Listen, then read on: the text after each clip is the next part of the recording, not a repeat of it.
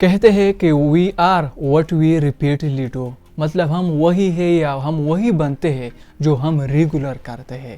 اگر کوئی انسان ہے کہ وہ کسی اسکل پر روزانہ کام کرتا ہے تو کچھ مہینوں کے بعد وہ اس کام میں ماہر بن جائے گا، لیکن یہی کنسسٹنسی دنیا کی سخت ترین چیز ہے۔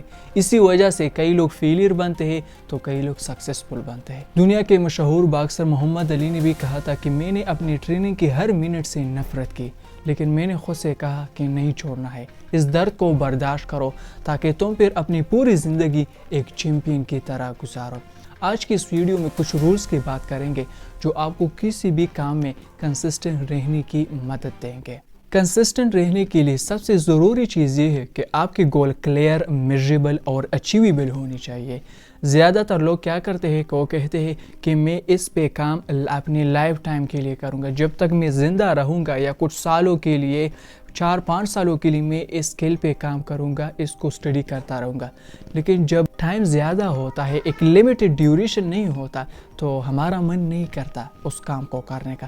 تو آپ نے کیا کرنا ہے، ایک ٹائم پیریڈ کو سلیکٹ کرنا ہے، مطلب میں 1 مہینے کے لیے اس پہ کام کروں گا، ایکسرسائز کروں گا، ورک آؤٹ کروں گا یا جم جاؤں گا، یا میں اس ہفتے میں کچھ دنوں کے لیے اس پہ کام کروں گا۔ اور اپنا ایک ڈیوریشن بھی سلیکٹ کرے، لیکن ڈیوریشن بھی شارٹ ہونی چاہیے، مطلب میں 30 منٹ کے لیے ایکسرسائز کروں گا، 30 منٹ کے لیے میں اسٹڈی کروں گا۔ زیادہ تر لوگ کیا کرتے ہیں کہ وہ کہتے ہیں کہ میں 5 گھنٹے کے لیے اس پہ کام کروں گا، لیکن وقت آنے پر وہ 1 گھنٹہ بھی اس پہ کام نہیں کرتا، کیونکہ ظاہر سی بات ہے ڈیوریشن زیادہ ہوتا ہے ٹائم بھی۔ تو آپ نے سٹارٹ اسمال ڈیوریشن سے لینی ہے۔ جب آپ اس میں ایکسپرٹ بن جائے تو آپ پھر اس ڈیوریشن کو بڑھا بھی سکتے ہیں۔ تو کنسسٹنٹ رہنے کے لیے آپ کے گول اچیویبل ہونے چاہیے، میجریبل ہونے چاہیے، اور اپنا آپ ایک ٹائم ڈیوریشن اور شارٹ ٹائم ڈیوریشن بھی سلیکٹ کریں۔ اگر آپ نے اپنی باڈی بنانا ہو، کسی اسکل پہ کام کرنا ہو، کوئی لینگویج سیکھنی ہو یا کوئی آرٹسٹ بننا ہو، آپ ایک شیڈیول کے بغیر کچھ بھی زندگی میں نہیں بن سکتے۔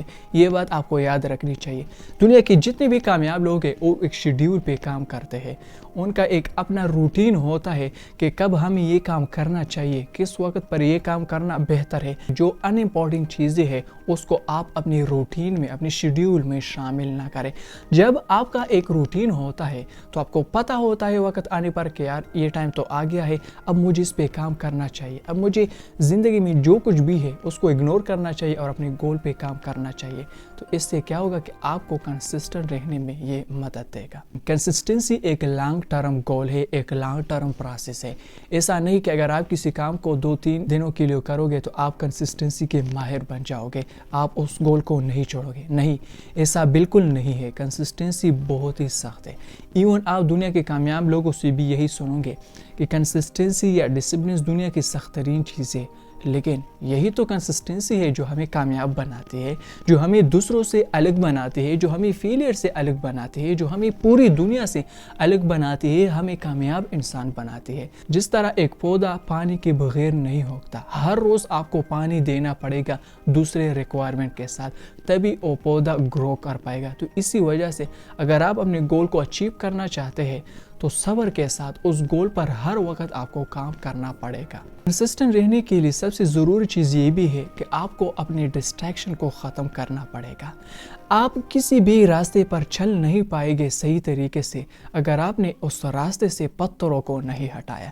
جب آپ ایک بار اس پتھروں کو ہٹائیں گے تو آپ اس راستے پر آسانی سے جائیں گے، اس کو پار کریں گے۔ ایسے کون سی چیزیں جو میرے راستے میں رکاوٹ بن رہی ہے، جس کی وجہ سے میں اپنے گول پر فوکس نہیں کر پاتا، اپنے گول کو اچیو نہیں کر پاتا، اور میں اپنی کنسسٹنسی رکھ نہیں پاتا۔